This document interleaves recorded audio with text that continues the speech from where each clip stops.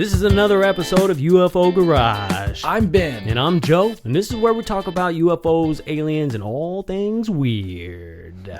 Joe. What's up, man? So I saw you posted on Facebook about the Inner Earth thing, and I'm stoked about talking about that. Yeah, that's going to be kind of cool. I had heard a little bit about Inner Earth stuff just by watching some things on YouTube, and I had never seen that video, though. Yeah. Well, it's pretty interesting. I mean, it's something that, I feel like if you're kind of into this stuff, you've always, you've always kind of heard the story, but never really kind of looked into it, but this was kind of one of those things where I was just bored. I was like, I'm going to look into this. Yeah. I see enough flat earth crap on the internet. Right. Let's go with hollow earth. Yeah. Let's see what that's all about. So, and I don't know if it makes more sense than flat earth, because flat earth doesn't make any sense to me. But it's kind of cool. At least an admiral is talking about it, right? Yeah, somebody like... It's not some guy named Jeff who's like, the earth is flat. It's got a dome over it. Okay, Jeff. He's got no last name. It's just Jeff. Just Jeff. I apologize to any Jeffs out there. I'm sure you're extremely intelligent. Well, so like Journey to the Center of the Earth is like a popular... Mm-hmm. Is it Jules Verne that wrote about that? I think so. And I mean, it's such a cool idea. Like I grew up hearing about that story, and I mean, I've seen like one of the movies. I think is The Rock in that, or am I wrong? He's in the new one. He's in the new one. He's in the newer one. I haven't seen it yet. It looks dope. The old one's pretty cool too.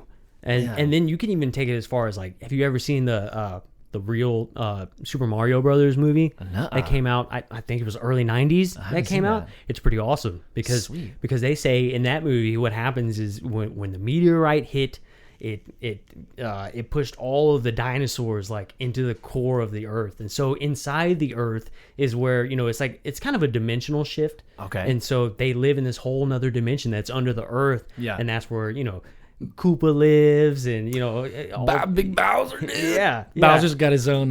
He's got his own casino down there. Yeah, and that's where the Boom Boom Room is. That's where all the coins come from, dude. Bowser's casino. Yeah, it's cool. It's pretty cool. And so they take the princess down there because her necklace has a piece of the meteorite that originally sent them all down there. Oh, and so what King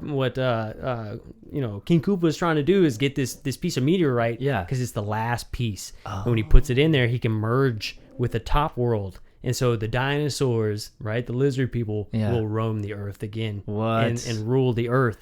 I did not know that it went that deep, dude. Yeah, it goes pretty deep. What? But there's a lot of these like inner earth stories. Yeah, and it's been a fascination for like a lot of different like authors, and I guess now I know the video game developers too. Like, I didn't know it was that popular. Yeah, check it out. I have it on DVD. I have it on VHS, dude. VHS, bro. No, I do have it on DVD though. You got Mrs. Doubtfire. I do. You got Son-in-Law. I have that. Every I'm Pauly just guessing. I don't every know. Pauly Shore movie ever made, I have it. I don't understand why people don't like Pauly Shore. I think it's hilarious. That's great. So I mean, it's like it's been a fascination of topic, fascinating topic for a lot of people for a really long time, and I mean this is the closest like to real story that I've heard about this, and I mean I guess I'll let you kind of talk about it a little bit because you know a little bit more than I do, but like that admiral, what's his name? Admiral Byrd. Yeah, Richard Byrd. Because I heard another video earlier, and he was like, Dick Byrd. He called him Dick Byrd. I was like, what? Dick Byrd? I was like, oh yeah, his name is Richard, and that's the other word for Richard. Oh, okay, got it. So that's how I remembered it. Dick Byrd. Because I always think, I was like, what's his name? Dick. Oh, Richard Byrd. Yeah. No, but so if, Project High Jump, right? We go to explore the Antarctica. And it starts in what period? I think he was there in 1935. Okay. Right, and then he did 3 expeditions, and after this is after World War II, right, and then they go back for the second time, and when they go back, they bring a fleet of ships. Yeah. They've got jets, they've got tanks. And this is like a government-funded expedition. Yeah, and they promoted it. Yeah, to like map the Antarctica, which is the South Pole. Yeah, the South Pole. To like explore and just see what's down there, right? Mm-hmm. That's kind of like why they went. So they thought it could be strategic for military. It could be strategic for minerals and things like that. And when they went there the first time, was it just like one airplane or? They just sent an exploration crew down there. It was him and a few other people. Yeah, I mean it was still a pretty sizable exploration. I don't know the exact number of people that were there. Yeah, but it was a team. Mm-hmm. It was a team of scientists that went down there to go look at this stuff. And then we have a lot of people say that after World War II. That a lot of the Germans and the Nazis set up a secret base down in Antarctica. Okay, so I have seen that separately. that there is proof that they had set up a whole under the ice kind of base. Yeah. So was this in between the time they went back to America and then they came back for the second expedition? So the second time they bring all the ships, all the planes, all the tanks. Oh, right. So they must have known about something going on. Yeah. I don't think the video I posted, I don't think it even talks about the Nazis being there or anything. They just talk about all the the tanks and stuff and they're like, well, there must have been something going on, right? But we know that the Nazis were there. Okay. So they must have went over there to go do something. So what do we know about the Nazis, right? We know that somehow they had this extremely advanced technology. Somebody was giving them, like whispering in their ear. Somebody gave them something. Yeah. And so we think that they were developing these spacecraft, these saucers.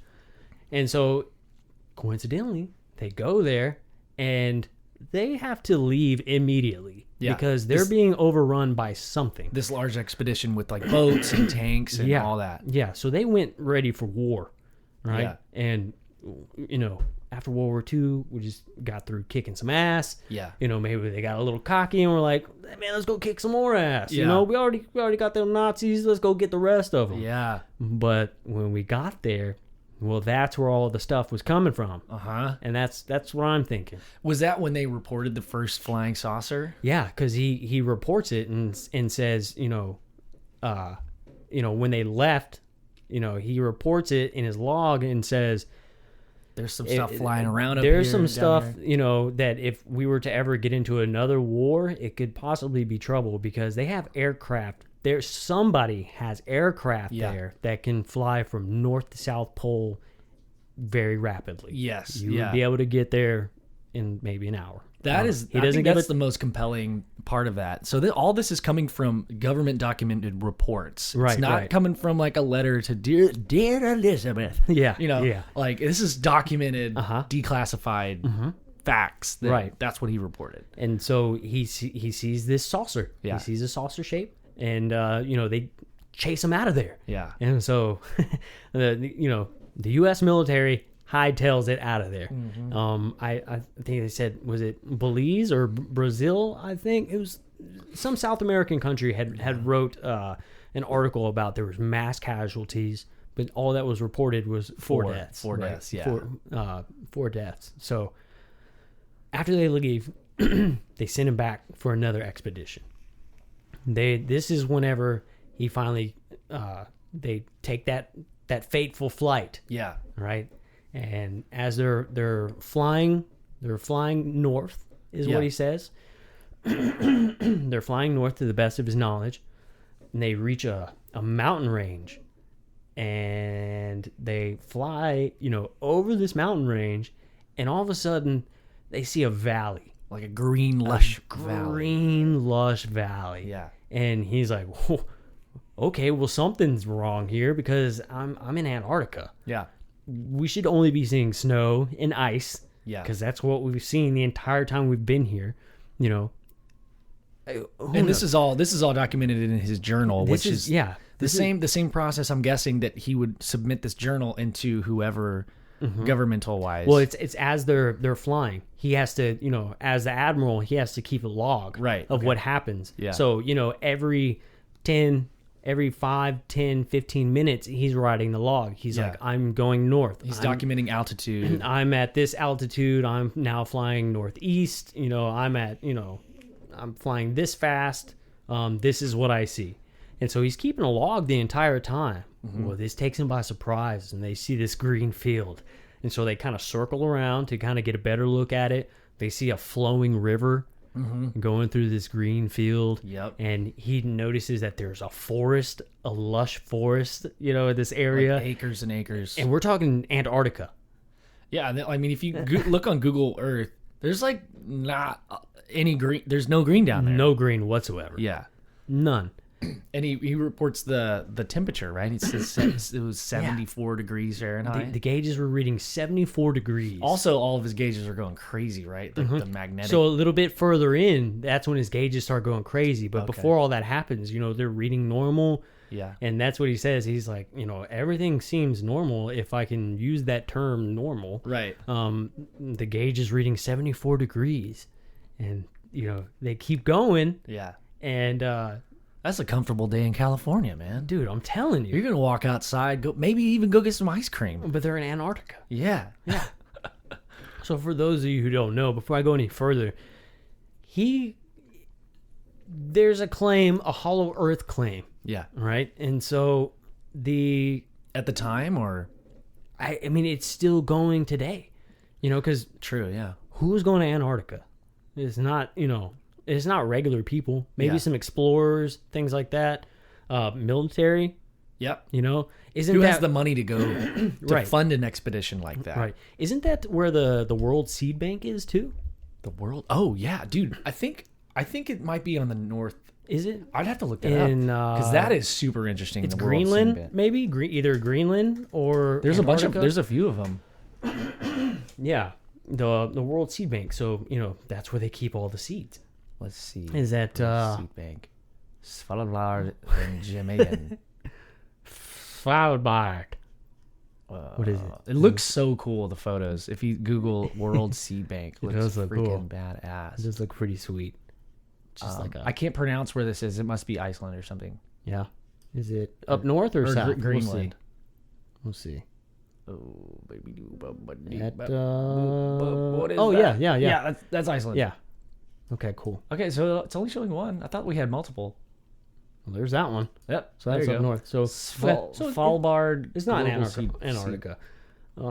Hey, there's snow there. You're close. Yeah. We're just on the other side, dude. Yeah. But well, according to this story, apparently you can get to the North Pole through the South Pole if the Earth is hollow. Yes. Right. And so this is where it gets crazy, because as he gets a little bit closer in, he hears a radio transmission. Some voice comes over the radio. So he's flying over this forest. He's flying over the forest, and all of a sudden, a voice comes over, and it's in English, and they say He said it sounded like what was the accent? Like Nordic or like a Germanic or some sort of Nordic accent, but it was in English. And so they said, sit back, relax, welcome, Admiral Byrd, relax. And they knew his name? Yeah, dude? you're in good hands. What? And so he's like, okay, what? And then he starts to lose control of the plane. He can't steer it. You can't go up or down. He can't change altitude. He can't do anything. And doesn't he see the craft, like two crafts approaching them? Yeah, and they have a swastika-like, quote-unquote, swastika-like emblem on the side of the craft. I'm not saying that was Nazis, but it might have been where the Nazis got that logo from. Right. I'm thinking about this the whole time. Like, I don't mean to change subject. No, go for it. But, like, if the Nazis were talking to whoever he's encountering right now, and they're like, they want to be a part of this organization, they're going to take on their logo and want to brand it for themselves. So maybe that's that connection there. Anyway. And then even earlier on in what is it, India, I believe, is where there's another, or it's like backwards, a Buddhist religion where it's the swastika there's with a the temple, dots on it. There's a temple in California I went to for a wedding. It's like in the mountains, and it's super cool. But yeah, all over this monastery are backwards swastika. So like it hasn't always meant what it meant. No, not at all. Not at all. It was manipulated to mean a certain thing. Yeah. But now, that image, of those people's culture is completely ruined. It sucks, man. Because of the Nazi symbol. Yeah. And so you're right. Maybe they did see these symbols from this race. Yeah. And they decided to use that symbol because the race that he meets are called the Aryani. Which is Aryan. Pretty close to Aryan, right? Dude. And so after that, they're like, well, we're the Aryan race, right? Because so we'll tie all this in. Yeah. So the two craft approach Admiral Byrd's his plane. Yeah. Right. They talk to him. They say he's in good hands. We'll take it from here. Sit back, relax. Kind of freaks out a little bit, loses control, and all of a sudden he said it feels like an invisible beam has taken over his plane and he can't control it. Finally, he sees this city, right? He says, I can't see the sun, but it's daylight. I'm in a completely different area. I'm not sure where I'm at. And he's writing this in his log as he's getting there. So finally he sees this city, and it's got a shimmering kind of rainbow glow to it. We were talking about like Ragnarok, you said earlier. And we were talking about, Thor. And what are they? He's the Nordic god.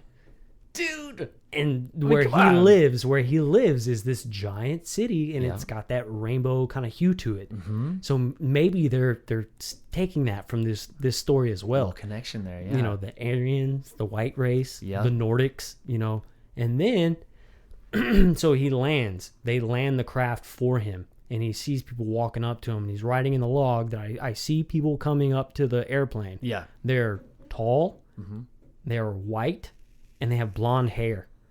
Who else is tall, white, and has blonde hair, right? Thor. Yeah. So, he says, I'm not too worried about it. In the log, he writes about it. They didn't have weapons, They didn't have weapons Yeah. with them. They didn't have weapons. And they take him off the plane. Him and his radar guy, his radio and radar guy, take him off the plane. And they say, welcome, Bird. We've been expecting you. Yeah. So they knew he was coming. Yeah. They knew he was coming. And, maybe they tried to do this with the Nazis, and they were like, they gave us the secrets. Let's use that, for war. And so they're like, well, damn it. We told the wrong guy. I know, man. I think about that. Like, if this same exact scenario happened and, the wrong people got a hold of it, and if I was that alien species, I would say I would never talk to a human ever again. Like, screw that. That sucks. Yeah, you just betrayed our trust. Yeah. It's terrible. Like, I wonder who it was. I mean, maybe the person that actually met these species that was part of the Nazi party was a cool guy. And then he came back and was like, hey, Adolf, what's up, dude? Gave him dap before he was, like, apparently evil. Right. It was like, hey, dude, I went on the expedition you told me to go on, and I learned all this cool stuff. And then that's when Adolf was like, I'm gonna be a fucking shithead and be the most evil person on earth. Or his explorers found it, right? Maybe. Yeah. And then they reported back to him, and they're like, well, we're gonna be called the superior Aryan race. I guess I mean, like, Hitler was a Jew. And he had brown hair. Yeah. So why was it so important for him to create this superior race of blonde-headed, blue-eyed white people? Man, I don't know. That aren't Jews. It's like, well, I guess what I meant was like, if he sent an explorer, a German explorer to go see, I would imagine that the Arianas or whatever, Ariana Grandes they wouldn't just tell anybody that secret. This guy would have to be kind of good for them to tell him any kind of secrets or anything like that.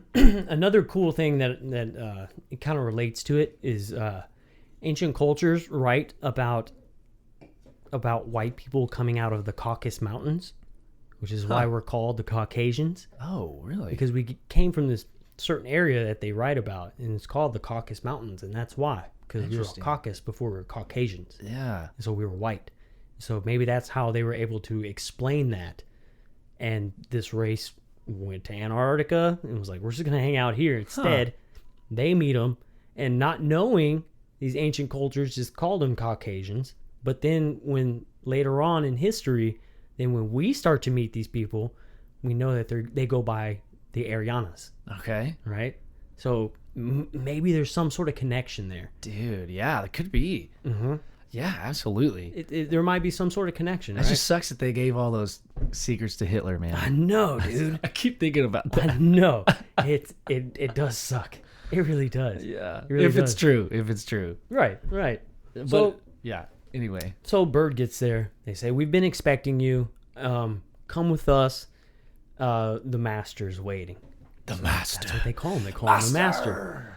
And so as he's walking to see the master, Metallica's Master of Puppets is playing in the background. Yeah, dude. Right? Yeah. I love that album. Yeah. And so he meets the master and they start talking. And the basic conversation is we've been waiting for you. And we have a message that we need you to relay. Take back to America. To America, or just back to mankind, Yeah. At this point. They say that they haven't meddled in our civilization for all these years. They are thousands of years more advanced in technology, and their culture is thousands of years, hundreds of thousands of years old, and they've been watching us, but they've never interfered. They don't want to give us anything because it's like whenever anybody gets a hold of this technology, it just Something happens. ruins. Yeah, something happens. But turns out that they had to contact us at this point because we had discovered a technology that we were not ready for The yet. human race had discovered. The human race discovered a technology. Yeah. And that technology was thermonuclear weapons. Yeah. Right? Yeah. And the master says that your race has already been through a dark ages, right? Now that you've established these weapons, now we kind of have to get involved.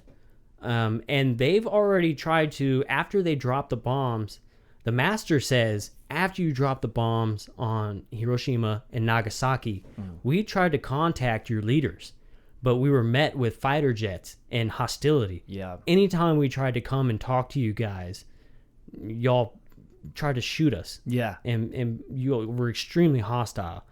So we've waited for you to come to us. Oh, interesting. All right. So they had already went to world leaders around the world and said, "Nah, you can't do this." Yeah. No. And the world leaders were like, "Load up the jets, go shoot these bastards out of the sky." Right? And they're like, we're trying to help you out. Yeah. And the only thing we can do is go fight them. yeah. Right? It's a bunch of stupid monkeys running around trying to fight everything that we don't understand instead of trying to figure it out. Yeah. Right? So after he tells Bird this, Bird is like, "Well, what does this have to do with me?" And he's like, "Well, I need you to take this message back and tell your world leaders about this."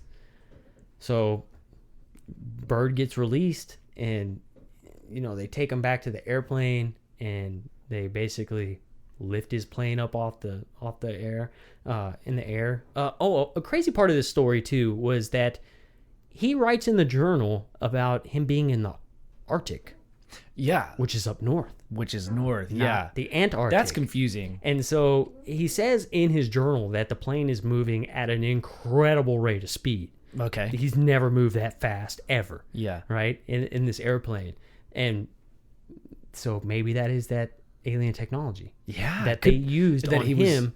Because if you're in a ship or a UFO Yeah. and you can instantly move anywhere you want to, it wouldn't be hard to go straight to the North Pole. So are you saying maybe they escorted him in this like gravity bubble back to Antarctica maybe? Mm-hmm. Dang. Maybe they put the whatever they have around their ships. Yeah. Maybe they were able to put it around his ship too. Ah, interesting. Maybe it's not localized to just a certain thing. Wow. Maybe they can harness this and move this energy around wherever they want to. Maybe that's how, if you get abducted, they pick you up with it. Oh, right? Good point. They put you down with it. So it's not just, a local thing. Right. It can be used wherever. Dude. It's like lightsaber technology. How they stop the beam from going too far, just going on forever. Yeah, maybe it's something like that. You know, it might be where they can just control it. So I wanted to read from his journal. Please do. Yeah. So, March 11th, 1947. Can we remind me? Let's go back to 47. Right. From what you were telling me earlier. So March 11th, 1947, the entry in the journal says, I have just attended a staff meeting at the Pentagon. I have stated fully my discovery and the message from the master. All is duly recorded. The president has been advised, and I'm now detained for several hours, 6 hours, 39 minutes to be exact. I'm interviewed intently by top security forces and a medical team. It was all a big ordeal! ! I'm placed under strict control via the national security provisions of the United States of America. I am, in all caps, ordered to remain silent in regard to all that I have learned on the behalf of humanity. Incredible! ! I'm reminded that I am a military man and I must obey orders. So that was like, I guess, after he had gotten back to the U.S. and briefed whoever at the Pentagon, and they're like, hey, don't say anything about who you talked to, what you saw, whatever. But this is all documented in his journal, like his discovery journal. And they have records. It's military records. The Pentagon has it, you know. Yeah. They know all the information. All right. So the last entry, I guess it's like on his deathbed. This is in 56, or maybe not his deathbed, but his last entry into that journal. Yeah. It said, these last few years elapsed since 1947 have not been kind. I know my final entry into the singular diary. I know. Oops, sorry. I can't see. I now make my final entry into the singular diary. In closing, I must state that I have faithfully kept this matter secret as directed all these years. It has been completely against my values of moral right. Now I seem to sense the long night coming, and this secret will not die with me. But as all truth shall, it will triumph, and so it shall. That was kind of hard to read. They talked weird back then. Now the long night begins to approach, and there shall be no end. That's okay. All right. Long night, meaning death. Long night, yes, right. Mm-hmm. Just as a long night of the Arctic ends. Again, there's Arctic, not Antarctic. Right. Wait, does that apply to both? Just Arctic? The Arctic. I think if it applied to both, they wouldn't say Antarctic. Yeah. Right? I mean, maybe you could say the Arctics. Yeah, the Arctics, yeah. So anyway, just to finish this off, just as the long night of the Arctic ends, the brilliant sunshine of truth shall come again, and those who are of darkness shall fall in its light. And this is all in caps. This is the last sentence of the journal. For I have seen that land beyond the pole, that center of the great unknown.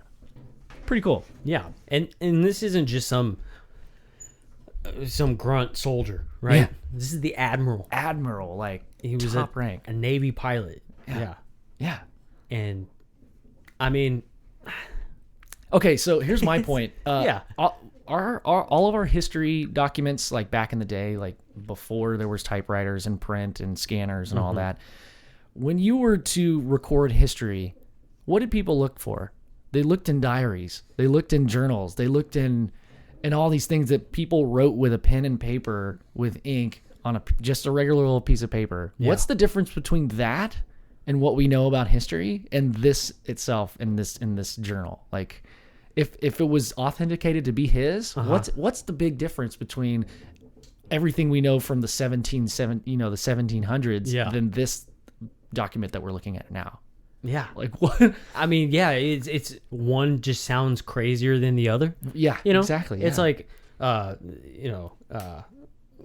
all the journals and stuff that, they found, like, at the Alamo and stuff. I mean, you can read through that stuff and, you can look through the journals. Yeah. And none of it sounds too wild. Yeah. I think it's when it gets into that realm where it's, oh, this guy's crazy, where you begin to lose what's reality. So whoever's writing the history or reviewing these documents gets to choose and decide what gets published. I just think that's so weird, man. I mean, this was a time of adventure, and this was a time of, I'm an explorer. Byrd was a hero, right? Yeah. He was an American hero at the time. You had a few people who were like, he's just doing it for the fame and for the money and this and that, and which, yeah, maybe he may have been, right? Because he was amped up about it. He was an explorer. He went where nobody has ever been before. It's cold, right? Yeah, it's colder than the center of a hot pocket up there. That's pretty cold. That's fucking cold. That's super cold. Yeah. Dude, don't you hate when you eat a Hot Pocket and it's like lava the first bite? You're like, damn it. And then you kind of like eat around it. And then you like take a bite of the middle and it's still ice. Ice cold. How does that even happen? I've burned my mouth so many times on a Hot Pocket. Burn it and freeze it at the same time. There was a Reddit, somebody posted Ask Reddit, and it was the question was, what superpower would you have and why? So I wrote in the power to make a Hot Pocket cook evenly all the way through. That would be a great superpower. But that's it. That's your only superpower. You could have chose flight or invisibility. Oh God, I don't know, man. I give it all up just to taste those beautiful, delicate Hot Pockets, man. Yeah, I forget who the comedian's name was. Jim Gaffigan? No. He was talking about his superpower, and if he could have any superpower in the world, he wanted to be able to make girls fart. Like on command? Yeah, like at a distance. Just make them fart. He was talking about like when he was arguing with his girlfriend, because it'd be like the quickest way to get her to stop. Oh my. He was like, you always come home late and like she would just start crying because there's no way that girls can do two things at once. It was stupid. It was funny, but that would be a funny superpower to have. Just be able to make people fart on command. That would be. I feel I like would do it in the most inappropriate times. Yeah, because that would be the best. It'd have to be. Like Hillary Clinton's giving a speech. Yeah,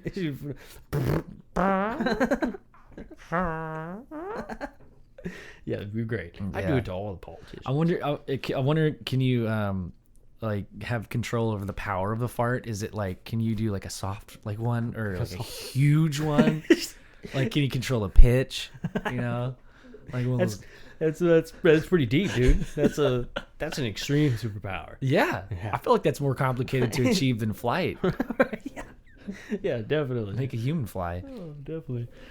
Shit, I forgot what we were talking about now. Well, we kind of ended the Inner Earth thing. Let's get back to talk about the timeline of this Inner Earth thing. Oh yeah. So this happened in 1947. What else happened in 1947, Joe? I think July 8th is Roswell. Oh, the Roswell crash. Yeah, Roswell, 1947, which is when was this? This was February of 47. So March, April, May, June, July, 5 months later. Right. Now we have this flying craft that Byrd says he saw in the Arctic crash in Roswell, New Mexico. Look at that. Interesting. Huh, that's funny. I mean, we don't know if there were Nazi symbols on the side or Nazi-like symbols. Also, the aliens were apparently small and gray, so they weren't Nordic or whatever. So, I mean, who knows? I don't know. Who knows? Maybe they have biological entities that they, like programmable robots. Yeah, like workers. Like workers that they use to... Maybe. Yeah. They might. Yeah. They might. Or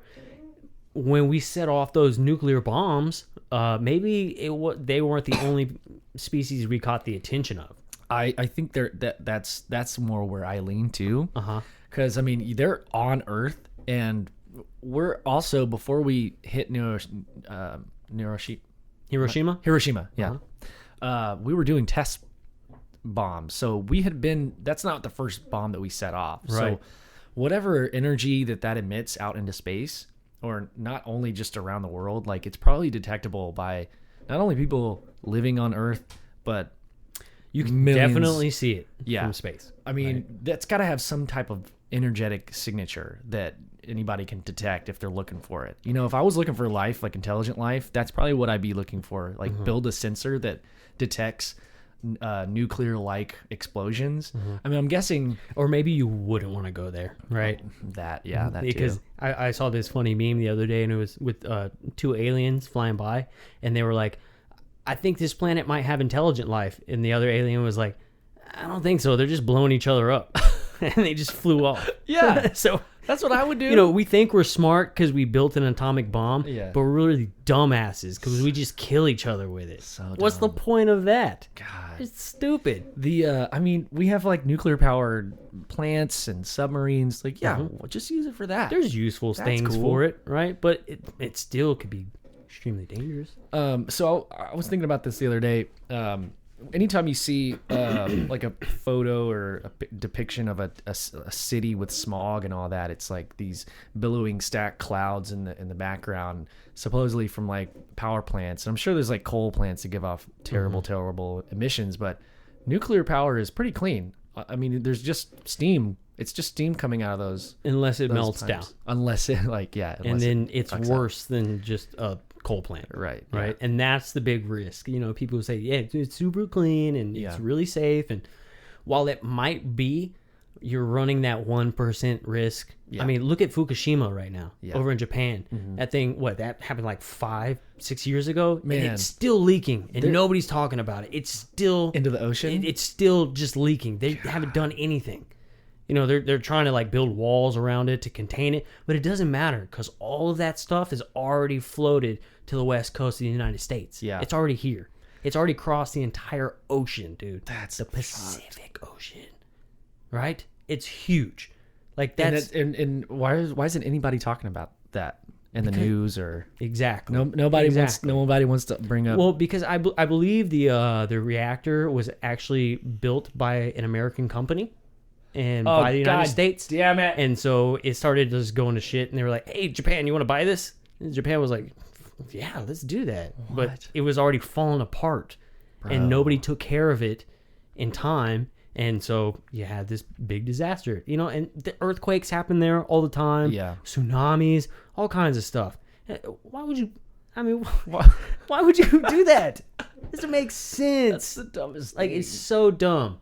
It's so dumb, right? But so we had a person comment on our Facebook. Derek had asked a question. Why don't we just, you know, when we go into space, you know, we slingshot, you know, around the moon and planets that was and stuff. Interesting. Why don't we just use nuclear power, right? Yeah. And I think the reason is because the ETs won't allow anything nuclear off this planet. They don't want it to go into space. Yeah, dude, I've never thought about that. Like, why don't we use nuclear power? And another thing that I don't really hear a lot is, I believe it was Russia and maybe the United States, but they sent them up in the atmosphere and detonated them in blue holes, into the gigantic holes in the atmosphere, and they were like, "Oh, that was a bad idea. We're sorry. Oops, sorry." Yeah. It's like, come on, you know, like the whole climate change thing. Like, I get it. It's time to take care of the planet, but it's extremely political, and I think that's why a lot of people call horse shit on it. Yeah. And also, it demonizes the everyday regular man. Nobody talks about the military-industrial complex, which we have nothing to do with, and how much fuel do they use compared to regular people? Yeah, it's like, you know, you work a job where you gotta have a big truck to tow heavy things, right, dude? Like, it's not your fault that the planet is going to crap. Yeah. It's not your fault. It's geoengineering the planet, right? The governments of the world have this technology where they can geoengineer the planet, and the military-industrial complex is just running wild. Yeah. And nobody talks about that. It's the little man every day, you and me, it's our fault, and we need to stop using plastic bags and straws. Yeah, I get it. The perspective, it's like, but at the same time, when the counter is the only people that are changing the way that they do things is the public, not the military. Exactly. And I agree 100%. We should all do our part. Yeah. It's important. This planet is extremely important. Yeah. But I hate when it gets like super over politicized. Yeah. And it's just for an agenda. It's for votes. Yeah. That's it. Like, that's the only reason that they care about it. Right. They want to pass some bills and like prove that they're looking out for whatever. But if you were to go to somebody who's extremely like all about the environment, and you're like, well, what about the military-industrial complex? And what about the geoengineering that the military has? You know, all these different things that they do. And like, that's tinfoil hat conspiracy stuff. Okay, so. Yeah. So where's it coming from? Is it because my mom used to use hairspray in the 80s? Like, is that what's happening? That's what's eating the ozone layer up? Yeah, maybe. But maybe it has something to do with the fact that they detonated nuclear bombs in the atmosphere and blew away half of the ozone layer. Our protection that we get. That wasn't my fault. Yeah. You know? I wonder if like the hole in the ozone layer gets rid of. Can we get rid of CO2, or do CO2 molecules rise above that? It floats up, right? Man. I mean, we started. Actually, there was an article that came out to where the Chinese have still been using those chemicals. They've still been using them to this day, even though they say that we stopped using them a long time ago. What do you mean? What like the CFCs? Oh, like stuff that's in like aerosol cans and things like that. They still use them. I think it just comes down to fast and easy, and how can I make money right now, not in the future. That's what it comes down to. I think it's just all capitalism. Dude, that's what it comes down to. Yeah. But it's and that's why those aliens won't be our friends. Yeah. I mean, yes, it is it is capitalism, but it's crony capitalism. It's capitalism that's run by the government, right? It's not, free, like pure free market capitalism, right? Because if it was, and you could, so what is it? 7 companies own pretty much everything, like Koch all media and all that, all food, all vehicles, all the burgers, all the buildings, all the construction, like everything that is done in the world is owned by a select few people, right? Yeah. These corporations get away with it not because we voted that way, right? They get away with it because the government allows them to. Yeah. We think that corporatism is the what happens when you have a free market capitalist economy, but it's not. That's what happens when you have lobbyists in Congress and the government favors these companies, right? It's we will allow you to get away with this. We'll allow you to not pay taxes. That's from a strong central government showing favoritism to a select few corporations in the world that run the entire world. Right? If you did have that, you could ethically purchase a lot easier than you can now, because we try to ethically purchase. Right? But you can't, because it's all run by the same people. And they get away with it, and they're allowed to monopolize things. See, man, I'm gonna have to digest. I'm gonna have to listen to this back and digest all of that, because I feel like that was pretty awesome. Yeah, I mean, I also was thinking about like private companies like SpaceX taking on contracts with the government and NASA, shooting payloads of like government satellites. So in order to work with the government and shoot off satellites that are a part of national security, they probably have to sign some kind of document where they can't share any information with anybody, because now they're a government employee. Right. I wonder if that's like a slow under the table slip, like, hey, now us SpaceX as a private corporation, we don't have to tell anybody what we're working on. The government has to apply the Freedom of Information Act, where anybody can, hey, just fill out a form and request information, like, when did this happen? What are you spending your money on? Well, a private corporation doesn't have to do that. Right. So and even like Bigelow Aerospace as well, like the same kind of thing, working with the government as a contractor. And even with the Freedom of Information Act, they give you the runaround. Right? True. Some people have filed Freedom of Information Act, right? And they didn't receive their papers till 10 years later. And it cost them a lot of money to be able to get it. So they make it extremely hard for you to get it. They have to give it to you, but they, there's no timeline. And there's no amount of money that, they're like, it's going to cost you $1 million to get this. I feel so hopeless right now. Whenever I think about all that, it's like just, that missing 411 documentary. Did you end up watching the whole thing? Yes. Right? Did we talk about that yet? No, we haven't talked about it. Oh my gosh, that's what we had planned for Sunday. But I did think it was kind of strange that the National Park Service. Okay, well, go on that. Explain that a little Yeah, bit. they don't have a missing persons list. The government-owned public lands, like and there's in Oregon and all over the place. Thousands of people go missing every single year, and it's really mysterious how these people go missing. We'll get into it a little bit more later down the road, but this one point that I wanted to make was they don't have a missing persons list of people that went missing in their park. Yeah, and in order to acquire a list, of the missing persons that they don't have. I just did air quotes if you couldn't hear it in my voice. But this missing persons list that they don't have, if you wanted to obtain one, it costs you $1.4 million. I mean, I feel like that's just a scare tactic. They don't actually have any documentation.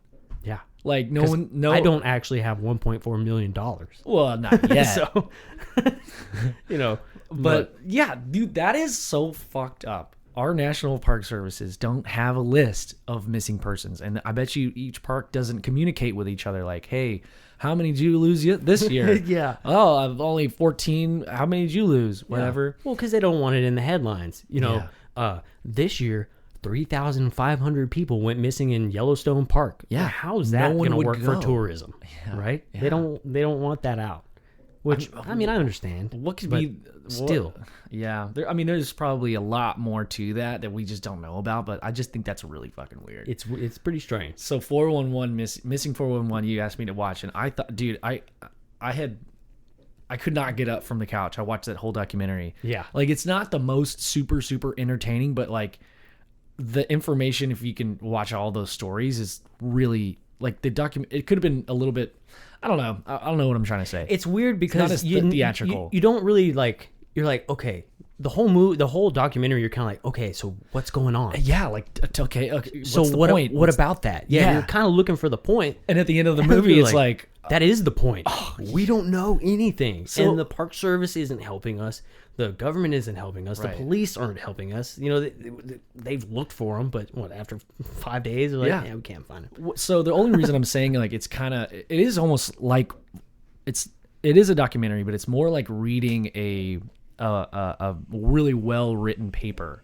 Like, you're not going to be super enthralled or there's no whatever, but it's a great watch. And I think it's really tasteful how they did it. They didn't spoon feed you how you're supposed to feel about it. Right. Which most documentaries do. So at the end, there was no speculation. No speculation. They just wanted to kind of let you know what's going on. Exactly. And that guy, apparently he writes a series of books. So there's a whole lot of books with different stories in them. Right. So I might have to start getting those books and checking them out because it's pretty cool. So well, if you guys haven't seen Missing 411, check out that documentary. It was on Hulu. Right? Yeah, it was pretty awesome. I'm gonna look up the author. The author, yeah, so we can give him a little shout out. What is your name? David Paulides. Was that it at the bottom That's of the book? Author, yeah. David Paulides. Paulides. David Paulides. Yeah, David Paulides. He's a police detective. Oh, that's cool. Nice. Former police detective who's now an investigator and writer, known primarily for his self-published books. Yeah, so that guy's like, all right, I've had to investigate a lot of missing persons cases. Yeah. So what was the first one? I don't remember what the first. It started out with the 2-year-old. Yeah, the little kid. Yeah. At camp. Right. Well, it was with his family. His mom and dad and his grandpa and his grandpa's friend. And they drove out. I forget where it is. But they drove out into this huge forest area where his grandpa used to fish. And the mom and dad and the friend go off, and the little kid starts following them. And they turn around and they ask the son, like, hey, would you stay with grandpa? So he, 15 feet away, runs back to his grandpa. Grandpa says that he sees him and then doesn't see him and doesn't really know how long of a time span it went. So by the time the parents get back, they're like, hey, grandpa, where is little man? And the grandpa said, well, I thought he went with you. I don't know. I thought he was right here. Right here. Because I had candy. Yeah. He was giving him candy, and that's why the kid went back, because he had candy. Candy. Yeah, he was just standing there and he's gone. So that one, they never found any trace of him ever. So that's the first one. So I think later on, I'm not sure if it's in the documentary, but later on, so these people are they don't find the bodies, right? They don't find anything, right? But they do find like articles of clothing, yes, shoes. So the other story, the dad that had his, I think he had a daughter and a son and maybe his wife. He was working at the camp. He was a single dad. Okay. I think this is the one where they were working at the camp. And somebody that was working there said, "Hey, we're gonna take." How old was the kid? Like maybe like 4. He was older than the first kid. Okay, yeah, he was definitely older. I don't know. I think He's probably like 4 or 5, something like that. So I guess the friend of whoever was owning the little shop, this dad worked at this little shop at the basin of this hiking trail. So anyway, the friend that worked there took the son to go on this hike, and they ended up driving like 15 minutes away to this hiking entrance. And they said the last time they saw the kid, he was running, as kids do, just like further down the trail, and then they never saw him ever again. Yeah, they're walking behind the kid. Yeah, behind the kid. Yeah, the kid goes around a little bend, and they're just still walking. And when they come around that little bend, a couple seconds later, he's gone. Nobody knows where he's at. And then somebody finds, and they have like hundreds of trained people out there working for, I mean, not only this kid, but the kid in the previous story, hundreds of professional scouts that are trained to look for missing people over a vast distance, like miles and miles and miles. And like 3 years later, they find, I guess some dudes are out there hiking, and they found this kid's pants that were turned inside out. They found a piece of his shirt and his skull cap. Yeah. And a tooth. So something crushed his skull and left one tooth, nothing else, and then some shoes and that were like brand new, no scuff marks on the shoes, nothing. So they were like, everybody chalked it off to a bobcat, right? Or a mountain lion, or something like that. Took the kid and ate him, right? But he's like, And the jacket was brand new too. There was like nothing wrong with it. Yeah, like the kid hadn't been dragged. Yeah. Is the mountain lion gonna take his pants off and turn them inside out? And right. And the shoes had no scuff marks on the bottom, on the heel. And if he would have been drugged by the heel, the shoes would have come off. They're like kid feet. Like those shoes come off so easy. Yeah. Yeah. And the crazy thing is when they do find the stuff of the missing person, it's in the exact area that they searched for weeks. Yeah. And nobody finds it. Not just it shows up a year to 3 years later. Right. And they don't just research it like 1 or 2 times. They go over 5, 6 times those same areas, combing through, and they find it in those exact spots. Right. So there are missing person stories where they will find the body in the river, or they do find it up in the mountains, and they're like, all right, so they write it down, and that's they log it, right? So that's a death, or we found this missing persons, but the ones that they aren't reporting are the ones that they can't figure out themselves. Oh, interesting. And so while there are files that you can find of people that have died out there, the ones you can't find are the ones that they can't figure out. Yeah, there's like no body, but there's nothing. Thousands of them. Yeah, it's not just hundreds of people die every year, thousands of people die every year in national parks, but there's another section of thousands of people where nobody knows what happens to missing persons. Yeah, just seemingly disappear off the face of the earth out of just thin air. Yeah. Yeah. So, what are your thoughts? What did you take away from it? I don't know. Can we get crazy here and talk about speculation, or do we want to do that, or let people come? I mean, that's kind of the point of this podcast, is we talk about weird shit. Yeah. I kind of have a take on it, but it's going to be one of those things like... What's your take? Honestly, there's so many different possibilities that are not... You can never prove them. So, it's just me talking crazy shit in my mind. Yeah. So, okay, number 1 is Bigfoot. It crossed my mind. Could be. It crossed my mind. I don't know, man. Yeah. Because Bigfoot has opposable thumbs. Yeah, man. Big opposable, like skull-crushing opposable thumbs. Right. He could probably snap a skull like a twig with his toes, man. Dude, easily. Yeah. Easily. Another one is just, regular just abduction, like alien abduction. Another one is just people like weirdos hiding out on trails waiting to kidnap kids, and they have some kind of tent close away. Some pedophiles. There's like a pedophile ring up there. Right. That they have just people that get paid a shit ton of money to wait for little kids to come by. Yeah. And like camouflaged like a little cave thing. And then when a kid comes by, I mean, they get paid. They probably get paid like a shit ton, and then they get one kid a year or something like that. Yeah. That's, I mean, I know I'm stretching it, but I mean, it's but with like a pedophile ring, dude. Like, anything's possible with that, dude. It's and it's crazy. Yeah, it's crazy. It could be. I don't even know. Could be alien abduction. All the things that you said ran through my mind as well. Yeah, and then too, like.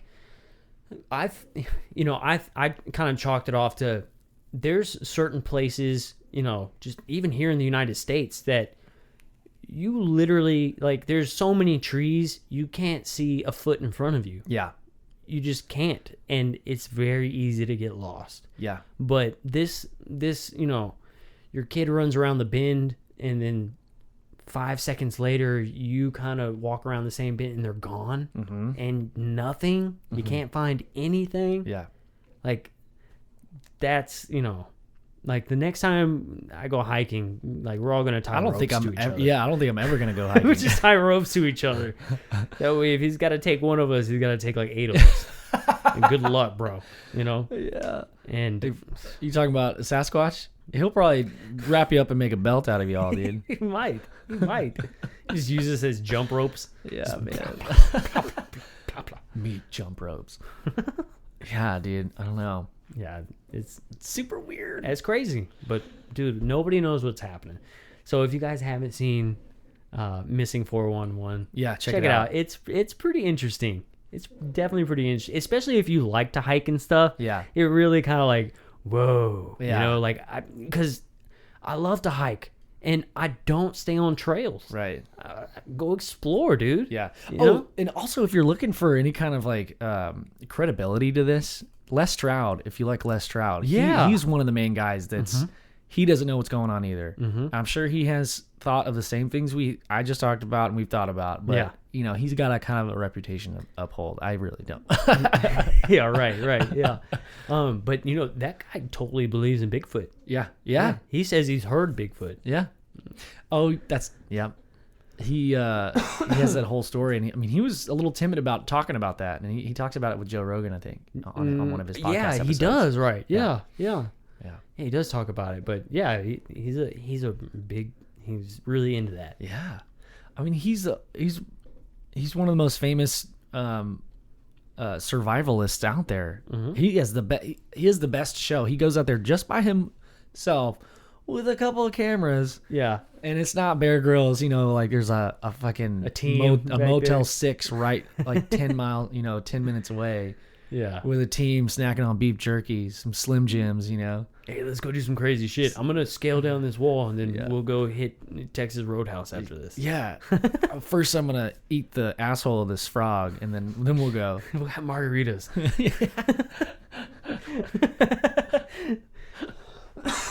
But yeah, it's pretty interesting. Yeah. It's really interesting, for sure.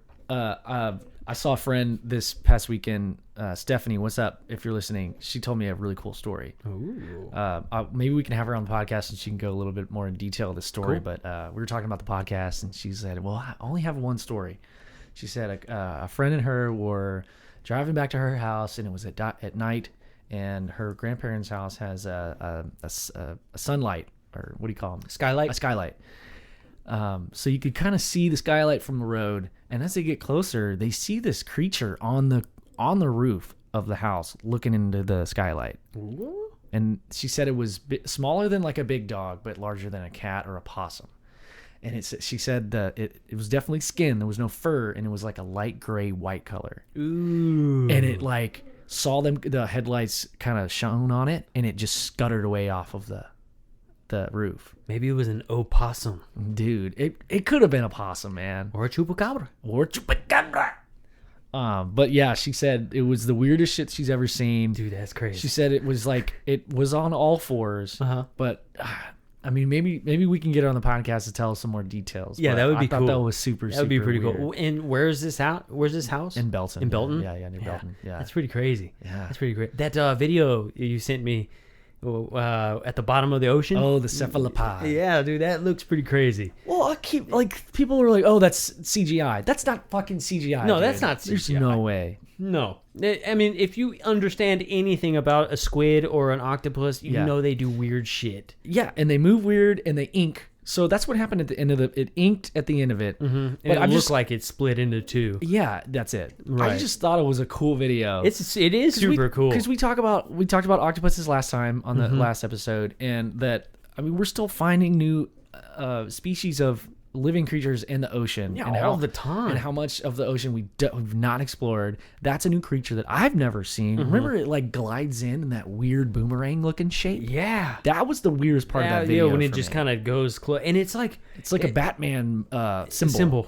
Yeah, dude, and what's really crazy is that it's looking at the rover. Yes, it's like, hey, what is that? Yeah, and then he starts shining his lights. And he gets all big. Puffs up. And he gets closer, and he's just looking at it like, get out of here. Yeah. And then what are you doing? What are you doing? That's crazy how, like, it moves. It goes, like, just kind of like you would see so fast. Yeah. Yeah. Just, it moves so randomly. Yeah, it does. I was thinking, like, yeah, it's water, but it must not have much of a current down there for it to move that fast. And it was moving, like, in right angles, dude. I've never seen a squid do that. It was really cool movement. Yeah. How it was moving for sure. That's awesome. And then it just kind of whoop and inks and shoots off. Yeah, but it was jet black and it had stripes of multicolored LED lights coming out like a melon, like the stripes on a melon coming out of the center. It was just luminescent. Never seen that ever before in my life. Yeah. I looked up like black squid or black octopus, and all I could find was fucking tattoos. Yeah, I Google searched images of bioluminescent cephalopods. Yeah. And I found one image that looked similar to it, and it was black. Yeah. But it's not. It was only one picture. Oh, weird. The rest of them were all just, your regular octopus and things like that, and squid and this and that. And but this one image, and it was far away, but you could see it, and it looked exactly kind of like what we were looking at. Oh, sweet. It just wasn't in like that weird shape. Yeah, but it looked roughly like it. Okay, cool. So I was like, okay. I mean, okay. It looked kind of like an I think it was like it's an elephant or Dumbo octopus, but not as cute. Like it was like it didn't have long tentacles. It was just like a black bag at the end.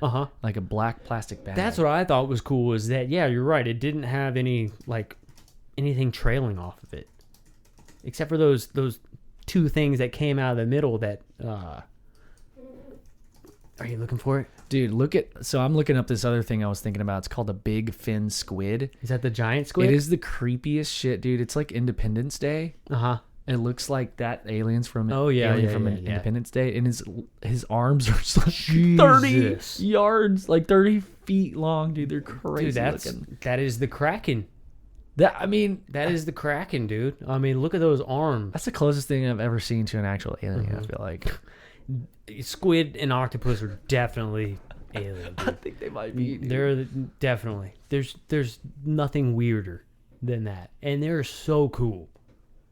They're so cool looking. I wonder what they think of us, man. If they even think, they probably don't even think about us, man. Nah. So lonely. Why don't you think about me? Or maybe they're doctor scientists. Dude. Right? We don't even know it. Damn, we don't even know it. They're like down there with a little white lab coat. Oh, dude. Hey, 50th anniversary, man, of Apollo 11's moon landing. Yeah. Right? That's pretty cool. Yeah. What do you think, dude? Super cool, man. I mean, Did we land on the moon? We want to talk about that? Did we? I think we did, yeah. I think we did, too. I think we did, dude. I think we did, and we screwed up the film. Yeah. And they had to shoot it in a studio. Yeah. I think that's what happened. Right. But I think we went. Yeah. There's evidence of, so I'm totally regurgitating information that I heard on the Joe Rogan podcast. Oh, yeah? I watch it. I know that's probably getting really annoying, but But he does talk about there was a magazine cover that was used back then. I think it was like a couple of weeks, or maybe it was that week that they landed, and it was like obviously a photoshopped. Yeah. It was just to sell magazines. So anyway, I mean, I've never been to space, so I don't know how cameras act in space. I don't know how the light changes in space. I don't know how cameras, I don't know nothing about that, but I would assume it's probably a little different. It has to be. I mean, a planet or a moon that's like really small, and how light, like you were saying, light reacts to different things. And I mean, you see like video of the astronauts walking, and then some people like speed up the video, and it does look like people on bungee strings. Yeah. But it's like we talked about before. If you've never seen something move in the way that it's moving before, it doesn't mean it's fake. Like, you just don't know. You've never seen you've something. never seen it. Yeah. If you've never experienced it, you can't really say it's fake or whatever. Yeah. But I don't know, man. I think we did. I got to go back and forth. Every now and then there's like a new snack of, this is something new about the Apollo mission that I didn't know or whatever. So I kind of go back and forth, but I don't really have my mind totally set up. But right now, I definitely think that we landed on the moon. I mean, I think the big one for me was the getting past the Van Halen belt. Right? Yeah. That one was always a tough one for me to kind of get past, but damn it, dude, I think we figured that out by now. Yeah, I think we figured that out. I mean, Buzz Aldrin has been on record saying that he can't remember if they did go past the Van Halen belt or not. Yeah. Which is, I mean, he's old. Maybe he just forgot. I don't know. Yeah, I mean, they say the radiation is too strong or whatever, but yeah. Again, we probably figured something out. Yeah. I'm sure we've figured it out. Yeah. I'm sure we figured it out by now. And if basic technology and the things that we have, obviously, it's like the stuff that they know is 40 to 80 years ahead of what we have in society, right? Yeah, sure. So even back in like the kind of taking it back to in the 40s and stuff. How they say that from the Roswell crash, they developed fiber optics. Yeah. They developed Velcro, Kevlar, things like that. Oh, so right. They were already running Tang. They were already running fiber cable. Yeah. In the 40s. Yeah. And now Google's like, oh, we had this new technology. It's called fiber. I haven't thought about that. Yeah. Like, so now you're lining all the streets with fiber, but we've had that since the 40s. Yeah. Like, where the hell you been? Right. That's not new. Just takes industry like a fuck ton of time to catch up to whatever. Yeah. No, it's crazy, but I think we went. I think we did too. I think we went and something told us to go home. So about there's like a span of time that they had to cut off communication for live television. There's like a 3-minute window where they cut off communication, so it wasn't being broadcasted live, but it was going, and it's recorded. It was being broadcasted to the base, to Houston. And there's recording of it. You have to dig. It's the audio. It's the audio, and he's like, it says something about, hey, they're looking at us. Oh yeah, and it's really hard to make out what he's saying. Did you see that? Yeah, did you see that? It's a light or something. Yeah. And they kind of chalk it off to interference with radiation on the antennas. Sure. Or something. Yeah. So that's really fucking weird. I think they saw something. Those astronaut conversations are cool. Yeah, they're really cool. They're super cool. Yeah. I can't remember what a comedian talks about it. Like, the third person to get off of the spacecraft and touch down, like nobody knows who he is. Nobody talks about it. Like, dang it. It was the camera guy. That would suck. But that's true. Yeah, that's true. Nobody talks about him. I always try to look at those photographs of the astronauts taking photos, and you can kind of make out like the reflection of the other guy and the reflection of the helmet, yeah, the visor. But there's a couple of them where there's no reflection of the other guy in the helmet, and maybe that's just like they photoshopped it for print or something that. Yeah. But there's a couple that you can find where there's no reflection. So what's taking the photo? I don't know. They could have photoshopped it out. Yeah, probably what they did. Yeah. They were like, damn it, Albert got in the shot again. Yeah. If there's anybody out there named Albert, I'm sure you're extremely intelligent. Yeah, dude. Yeah, it's pretty crazy. So you were talking kind of a little bit about the C5. I know a little bit about it. Yeah. But you were saying that you kind of saw a couple videos on it. And I watched one a day, and you kind of get a taste of it in Stephen Greer's documentary called Unacknowledged. He talks a little bit about it. I think it's super interesting. I know kind of at the beginning of starting this podcast, I think I've changed my mind on I think we both changed our minds on how we feel about the spiritual aspect of it. Mm-hmm. I think there's like a line that I get annoyed when people are, really, really hippie about it and like go wait, like putting pyramids on their heads and fucking crystals. But I think we both agree that there's some kind of spiritual aspect of it. So what Stephen Greer does, it's called CE-5. If you're listening, you want to look it up on YouTube. Just type in Stephen Greer CE-5. And you can find the meditation video. He recorded a full. It's like 45 minutes long.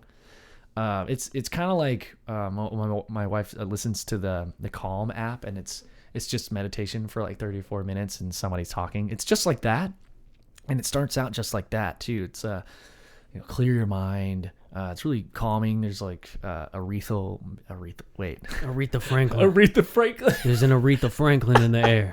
It's like ethereal music in the background.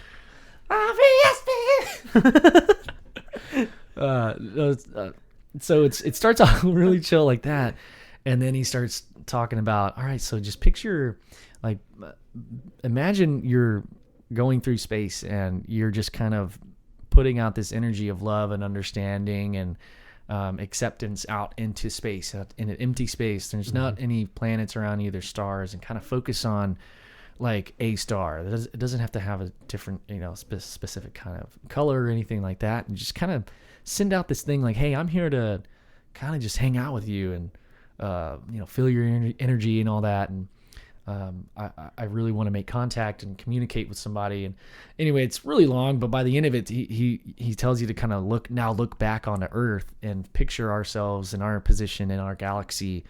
And now zoom in a little further. Now you see our solar system. zoom in a little further. Now you see our Earth. And then now zoom in and see where you are in your city and your state. And then picture yourself as like you're looking at yourself from the sky. Yeah. And then that's when, I guess, in his videos you can find, that's how he vectors in. It's called vectoring in these lights that come up. And I mean, there's proof of these things just showing up. He'll take a group out there and they'll do this meditation thing. And they have their like bowls with that weird noise that comes out, I have one, dude. We'll bring it to Sedona with us. Oh, let's see if it works. Do it. So yeah, I mean, so you have to. So meditating is a big part of it, right? Huge. That's all it is.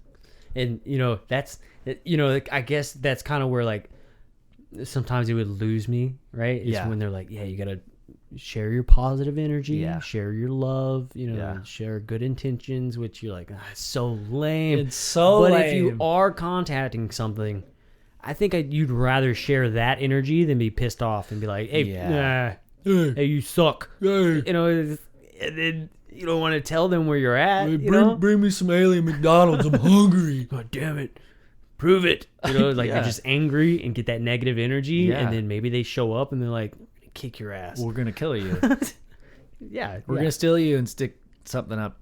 I mean, it's just like meeting somebody you've never met before. You don't want to be an asshole the first time you meet them. Yeah. You want to put it on a good impression. And it's like, look, I don't know you. I don't know who you are. It's kind of like if you see like a wild dog, right? You're not like, I'm a mean person. You're like, hey, doggy, hey. I'm nice. I have cookies. Do you like bacon? You just want to be real cool with it, right? You don't want to amp it up, dude, and get it mad at you. So while it does sound a little hippity dippity, and a little crazy, like I think that's where you'd want to go with it. You would want to be as nice as possible. Absolutely. I think there's something to it. I mean, he's obviously proved that it works. You can find those videos. And he's not the only one who does it. Apparently, there's other people who do this as well. Yeah. I've seen a couple of YouTube videos that, aren't him, but they follow that same thing. Nice. That guy gets a lot of crap. He does. He gets a lot of shit. Yeah. And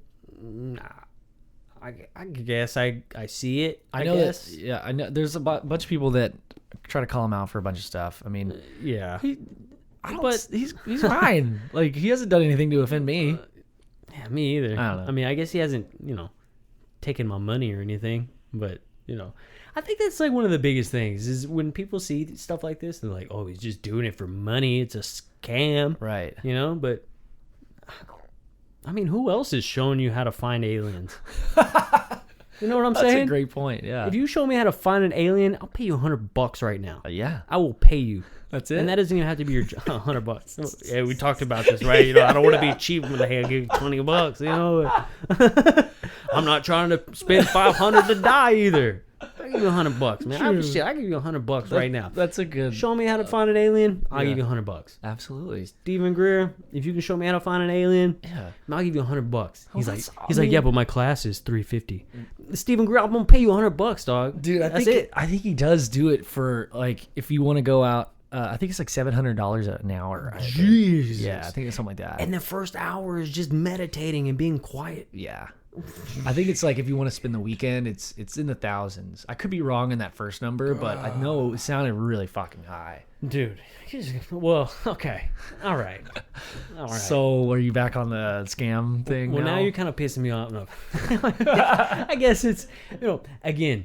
But it depends on Again, if he's making me grilled cheese and like he's is he gonna rub my back? Yeah, you gonna give me a massage, dude? You gonna give me a massage, dude? Hey, ring that little bell, man. Steven, get your ass over here, man. Like, give me a massage. Dude. What if you could just tell him what to do the whole time? Yeah, then I'll pay you $1,000. Yeah, I'll do that. Man, I'm trying to relax. I can't get my meditative state. Yeah. Man. Get a little to the left. A little to the left. There you go. Yeah. They come in the night, man. Yeah, yeah, dude.